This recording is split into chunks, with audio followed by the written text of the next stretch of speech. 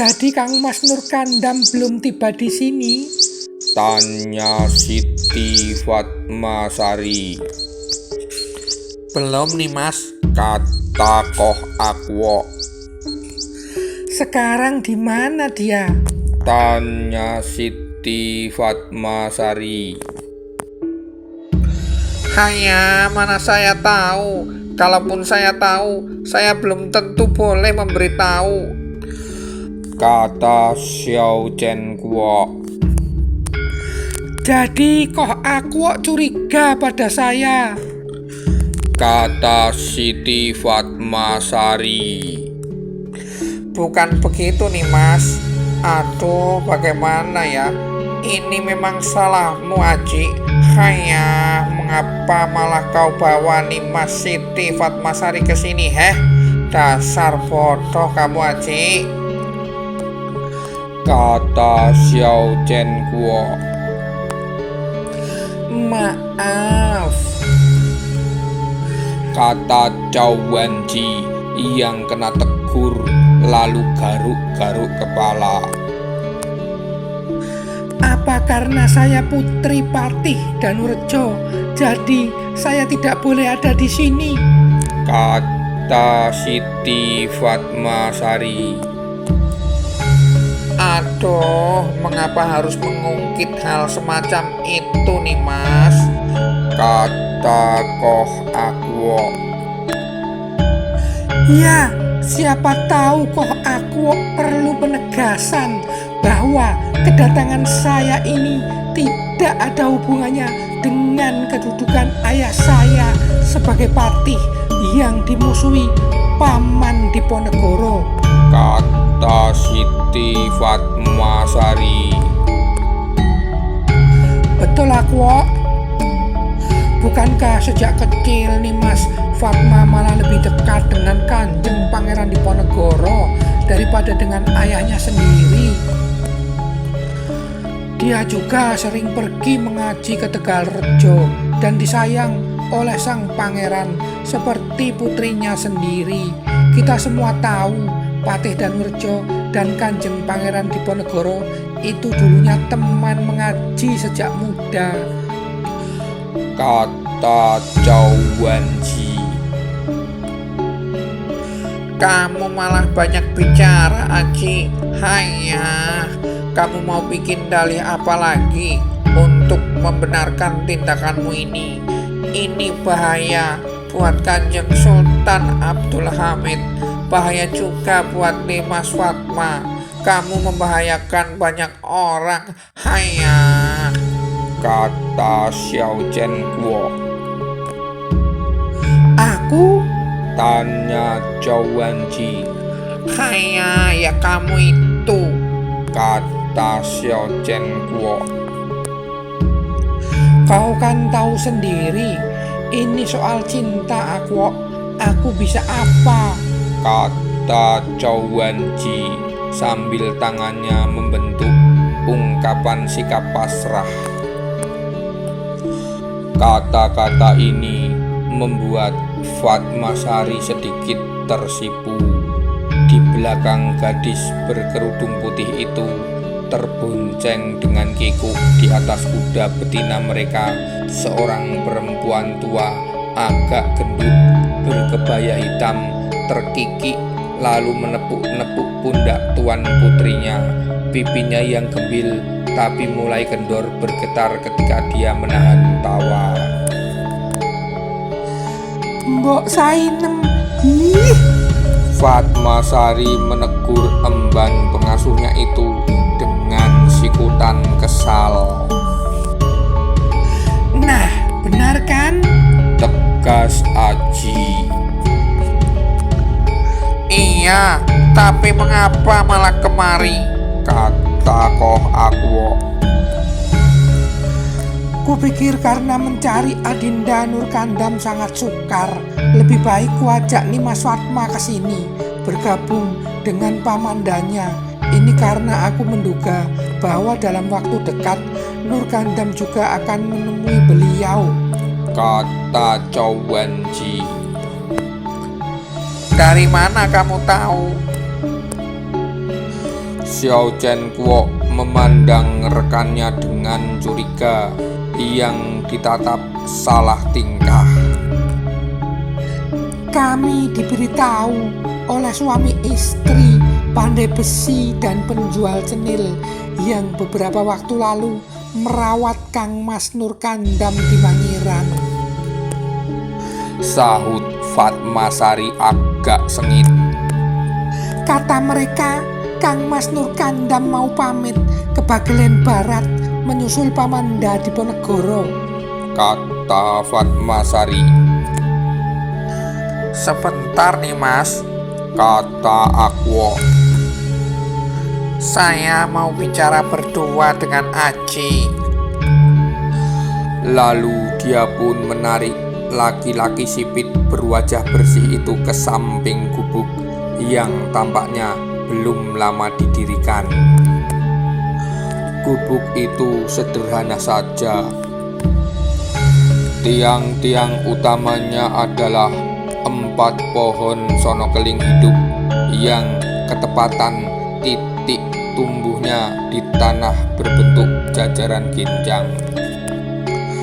Daun-daun aren dianyam dengan rapat dan rapi, mengelilinginya sebagai dinding. Ijuk hitam dari pangkal pelepah enau dikapit dengan bilah bambu tipis dan disusun miring menjadi atapnya. Nun di belakang gubuk, mata air kecil yang mengalir gemericik. Di dekatnya seorang lelaki tampak sedang memasak ditemani rekannya yang cebol. Ribut-ribut kecil berseling tawa ataupun teriakan kesal sering terjadi, menampakkan bahwa selain saling membantu, keduanya juga saling mengganggu. Meski tidak terlihat saling cocok, jangan pernah mencoba memisahkan pasangan pelayan Sultan Abdul Hamid di Ponegoro itu. Kedua lelaki itu, Joyo Suroto dan Banteng Wareng, adalah 2 sisi dalam sekeping mata uang. Yang satu tidak akan dapat hidup tanpa yang lain. Berpisah beberapa hari saja, salah satu pasti akan sakit. Aku mau kau jujur Aji. Xiao Chen Kuo menatap tajam mata rekannya. Kau masih setia pada Sultan junjungan kita bukan? Tanya Xiao Chen Kuo. Aku dan kau sama, Akwo. Kesetiaan kita pada beliau tidak akan menafikan bakti kita pada bangsa dan negeri leluhur kita bukan? Semua yang terpaksa merantau meninggalkan Chungkwo karena penjajahan orang-orang Manchu tetap akan menganggap tanah tumpah darah orang Han sebagai ibu pertiwinya. Itu kesetiaan tertinggi kita, Akwo. Kata Cao Wenji. Salah, sejak aku bersyahadat, maka kesetiaan tertinggiku adalah kepada Allah, Rasulnya, dan orang-orang beriman, bukan lagi kebangsaan yang sempit ataupun tanah air yang fana. Aji, seharusnya kamu lebih tahu tentang itu. Kata Xiao Chen Kuo. Meski aku banyak hutang budi pada mereka, Padisah Sultan Basa Kotip hingga Ramanda Pangeran Ngabei tidak pernah memaksaku untuk masuk Islam, Akwo, dan itu juga berarti aku tidak wajib mengikuti pemahamanmu tentang kesetiaan. Kata Cao Wenji. Tapi itu tidak berarti bahwa kau akan berkhianat pada perjuangan kami bukan? Tanya Koh Akwo. Sayang, sejak dulu Pangeran Diponegoro membenci kaum kita. Kata Cao Wenji. Tidak Aji, beliau bukan membenci kaum, suku, atau bangsanya. Yang beliau benci adalah perilaku nista dan kejahatannya. Kamu tahu sendiri banyak orang kita yang jadi para pemungut cukai di gerbang tol, dan mereka melakukan apa saja demi menyetor pajak yang banyak kepada Patih dan Werjo dan Belanda. Itu yang membuat banyak orang Jawa membenci kaum kita. Tapi junjungan kita tidak menyamaratakan semua, bukan? Buktinya aku dan kamu diperlakukan begitu baik, kata Xiao Zhen Guo. Itu semata-mata karena kita putra angkat Pangeran Ngabei, iya kan? Kata Zhou Wenji. Bukan, beliau menilai orang per orang dengan adil.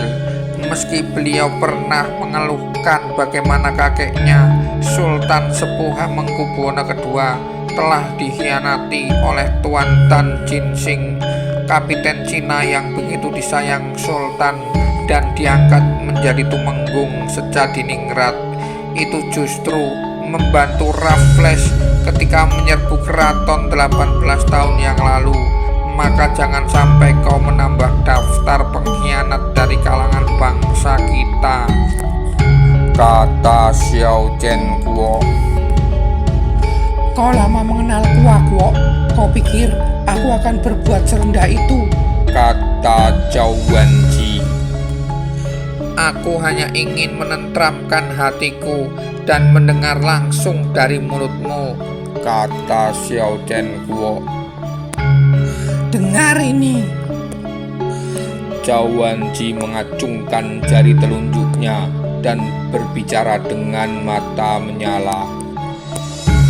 Aku memang sudah tahu kalau membawa gadis kepatihan ini sangat berbahaya.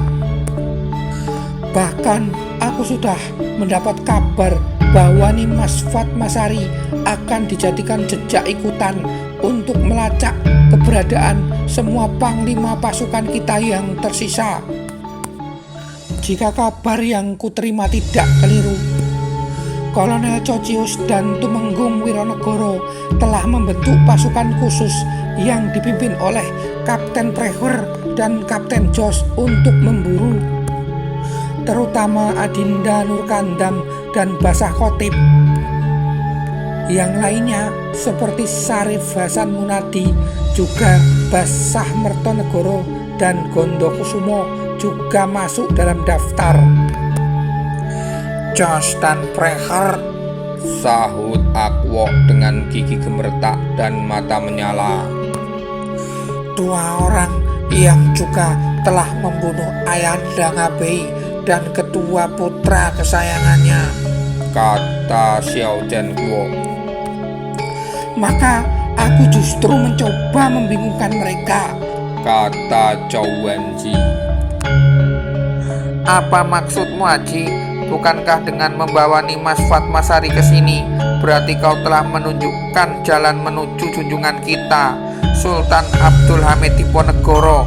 Gila kamu, keselamatan beliau dan kelanjutan perjuangan jadi taruhannya, kata Xiao Zhen Guo.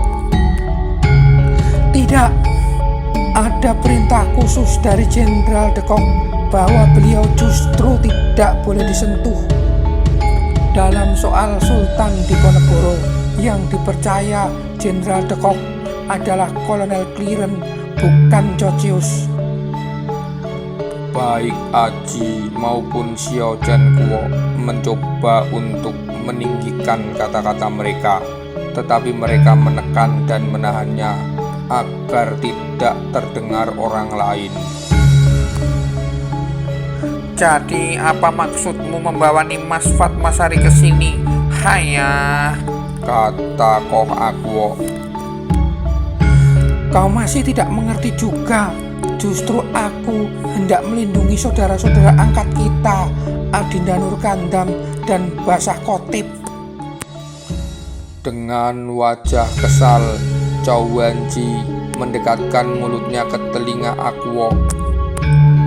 Kalau ku bawa langsung Nimas Fatmasari kepada lelaki yang dicintainya itu, bisa tamat riwayat mereka. Kamu tahu kan?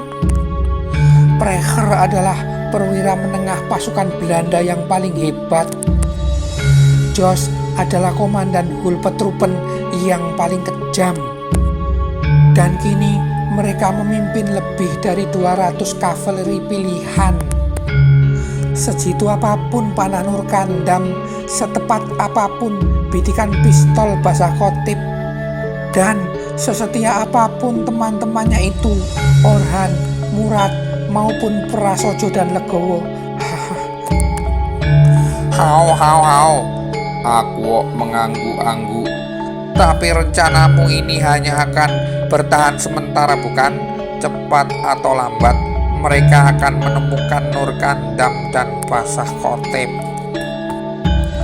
Kau lupa, Nurkandam dan Basah Kotip sedang menunggu kedatangan kapal bantuan yang kita harapkan berlabuh di pantai selatan dalam pekan ini. Ketika hal itu terjadi dan mereka berhasil menyusun kembali barisan Bulkio dan Arkionya, ditambah pasukan Turkio dan kekuatan berjamuahnya Syarif Hasan Munadi, juga kalau Basah Mertonegoro dan Gondokusumo yang sangat mengenal daerah Bagelen dan Banyumas berhasil menarik banyak rakyat bergabung dengan laskar, ya saat itu perimbangan kekuatan akan kembali terjadi. Perjuangan masih akan panjang, tapi harapan kita akan lebih cerah, Akwo, kata Chow Wan-ji. Jadi kamu mengulur waktu? Tanya Xiao Chen Guo. Ya, dan masih ada satu hal lagi. Jika utusan yang dikirim Basah Kotip kepada kaum mujahidin di pantai barat Sumatera berhasil meyakinkan mereka untuk membatalkan gencatan senjata dan kembali berperang melawan Belanda, Dekok akan terpecah konsentrasinya menghadapi zona perang besar di Jawa dan Sumatera, sekaligus akan sangat menguras tenaga bagi tentara kolonial, kata Chow Wan-ji. Luar biasa, Haji, luar biasa, kata Xiao Chen Guo. Jadi kamu sekarang tidak keberatan Nimas Fatmasari ada di sini, kata Chow Wan-ji. Boleh juga. Cintanya masih bisa berpindah ke lain hati, tidak ya? Kata Koh Akwo. Dasar cari kesempatan dalam kesempitan kamu, Akwo.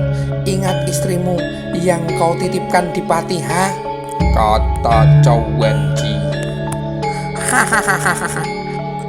Aku bercanda, Haji, karena sepertinya Adinda Nurkandam selalu ragu tentang Fatmasari.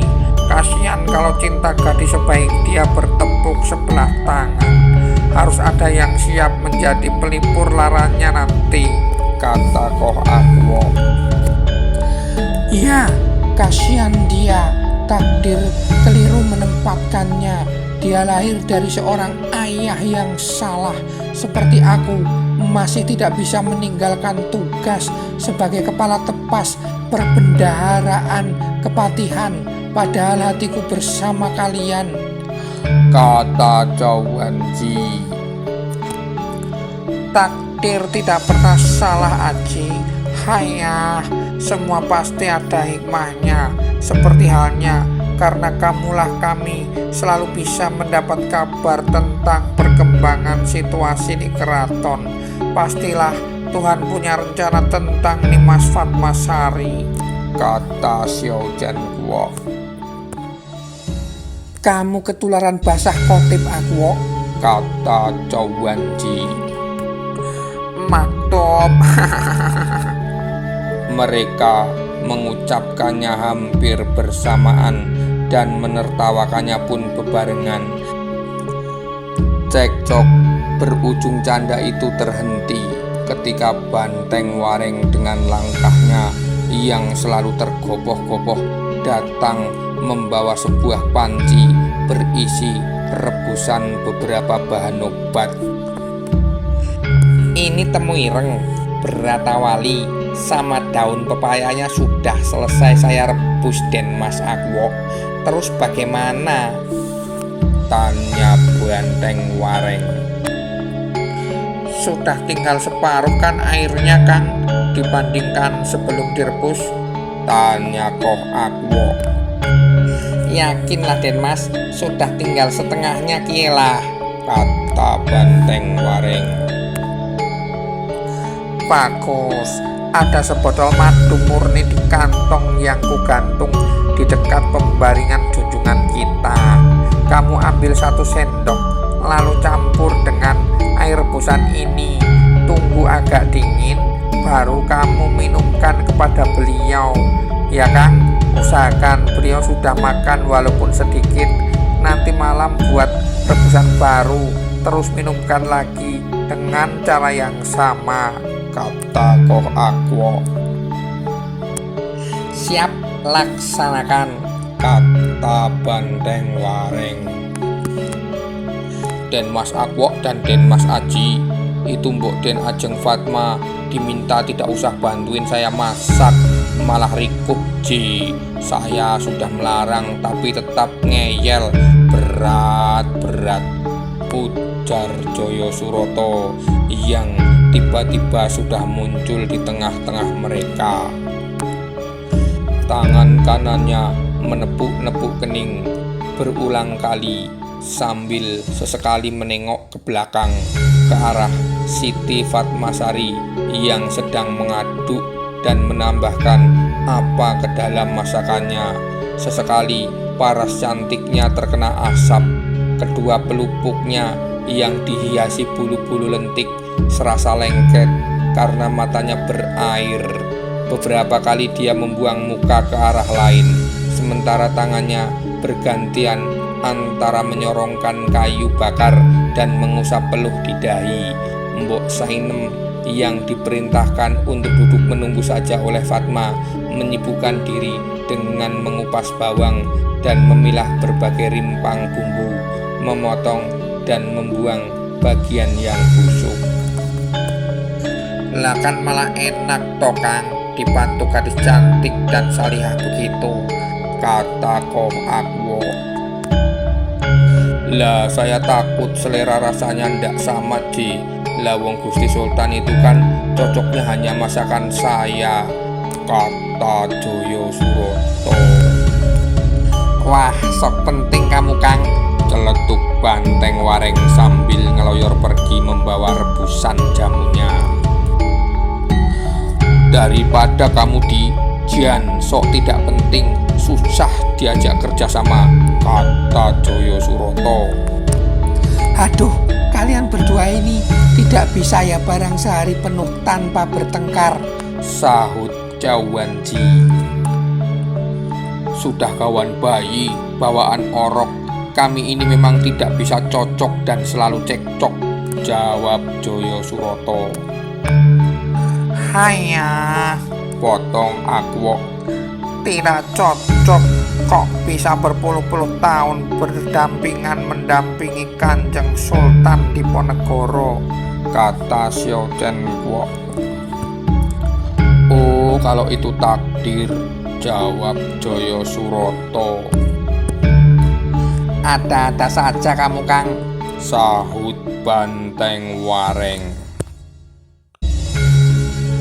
Den Mas berdua, tolong toh itu Den Ajeng Fatmasari diajak masuk ke dalam gubuk ketemu Kanjeng Sultan atau bagaimana gitu loh.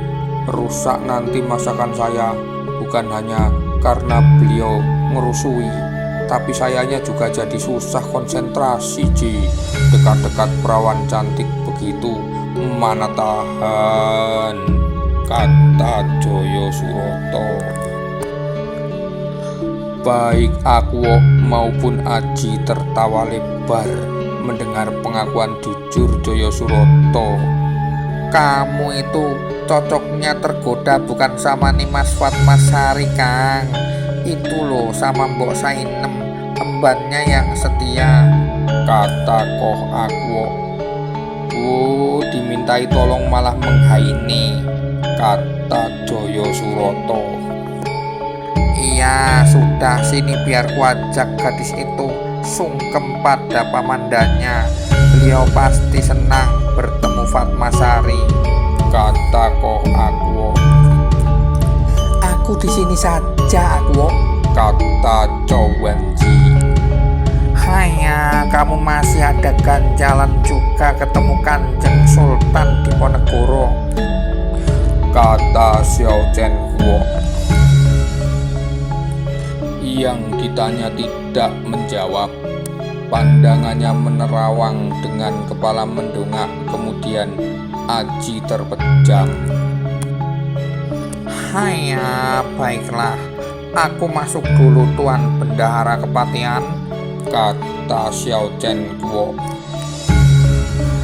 Chow Wan-ji melengos sebal mendengar panggilan itu.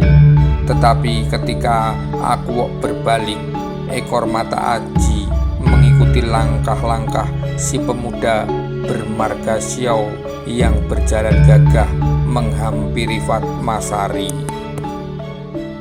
Saudara angkatnya itu berbicara sejenak dengan putri majikannya, lalu keduanya masuk ke dalam gubuk tempat istirahat Diponegoro dengan diiringi Mbok Sainem yang berjalan merunduk-runduk.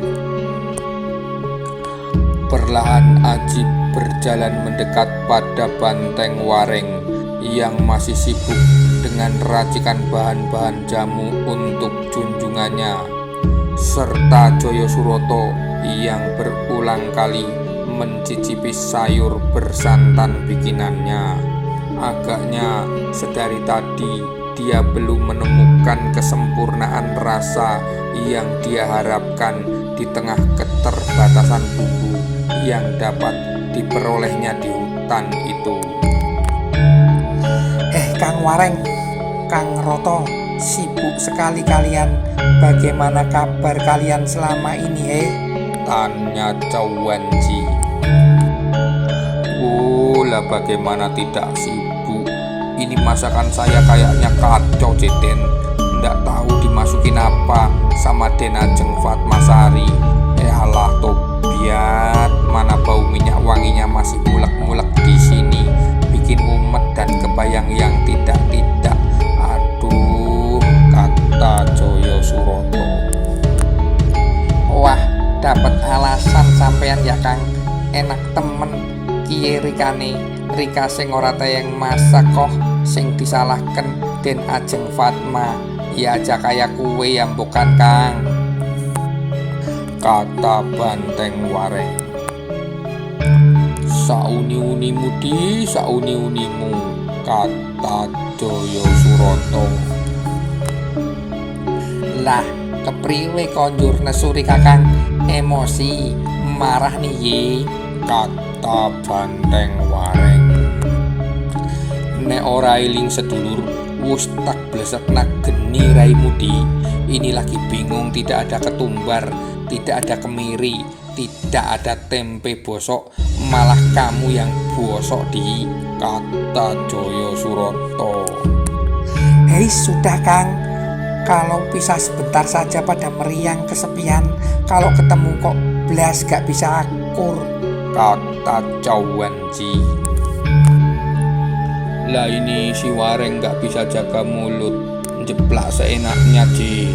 Kok ya kemarin gak dimangsa saja sama si Tepeng, kata Joyo Suroto. Wah Rika hati-hati ya Kang kalau ngomong, dining sembarangan temen ngadongakaken elek maring nyong, kata Banteng Wareng. Lah habis kamu bikin muntah saja kok di, kata Joyo Suroto. Heis, sudah Kang, ngomong-ngomong si Tapeng itu siapa ujar Aji sambil menyomot rebusan pisang, lalu bergabung duduk di atas balai-balai tempat Banteng Wareng duduk memilah-milah bahan obat. Oh, itu ada ceritanya Den Mas, jawab Joyo Suroto.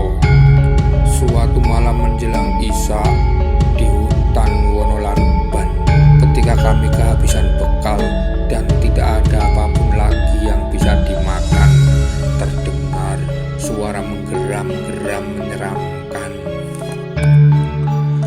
Saya dan Adi Banteng Waring beringsut mendekat memeluk tangan Kanjeng Sultan Diponegoro. Kami ketakutan. Beliau tetap berzikir dengan tenang. Seingat saya, gumamnya berbunyi, Subhanallah wa bihamdihi, Subhanallahil-Adzim. Saya memberanikan diri bertanya dengan berbisik, "Suara apa itu kiranya Gusti?" tanya saya kepada Kanjeng Sultan. Kata beliau, "Hanya seekor harimau yang menjambangi kita." Lalu saya berkata, "Waduh, bagaimana kalau dia sedang lapar? Makanan empuk kita ini." Lalu Kanjeng Pangeran Diponegoro berkata, "Tenanglah kalian," ujar Kanjeng Sultan sambil tersenyum. "Dia datang justru untuk menolong kita," kata Kanjeng Sultan. "Hah? Iya, coba periksa ada apa di bawah batu tempat kita duduk ini," kata beliau. Wah, menegangkan sekali ya Kang, sela Cowenji. seru pokoknya Den Mas. Sahut Banteng Waring. Tiba-tiba saja Kang Roto menyuruh saya, "Ayo Di, kamu yang periksa sana." "Waduh, aku takut Kang," kata saya. "Ayo sana," setengah teriak itu Kang Roto sambil mendorong-dorong lengan saya. Saya bilang, "Wo Rika bae bukanlah." "Ciri Rika, orang ana sing diwedeni kok, kayak kue kan Kang." Terus saya bilang ke Waring, "Ngeyel kamu Di, hehehe." "Dasar Kang Roto kejam," itu bilangnya sambil mendorong keras punggung saya loh Den Mas, sampai badan saya melorot dari batu tempat duduk kami di bawah pohon beringin besar itu ke bawah. Saya teriak tertahan, "Ah!" gitu. Lawong kaki saya terasa menumbuk sebentuk jasad berbulu halus dengan otot-otot yang terasa lihat sekaligus lembut. "Hi," saya bilang, "mati nyong kie, mati kie, macane kepitek sikile nyong kie." Masih saya bilangin juga, jangan bengok-bengok." Terus Kanjeng Sultan ngendiko, "Tenang Kang Banteng Waring, itu bukan harimau yang kamu injek, itu hadiah yang dihantarkannya kepada kita. Coba kamu raba ke arah kepalanya," begitu kata beliau. Iya, terus saya jawab ke beliau, "Saestu Gusti." Itu wajah si Waring sudah pucat banget saat bicara begitu. Hahaha. Terus Kanjeng Sultan ngendika, "Masa aku mau mencelakaimu Kang?" Maka dengan gemetaran saya beranikan diri menggerayangi sosok makhluk yang teronggok di kaki saya itu. Ketika tangan saya terasa memegang sebentuk tanduk bercabang yang tidak terlalu panjang, saya pun mendesah lega. "Wah, alhamdulillah Gusti, ini kijang. Gusti malah masih ada yang napasnya.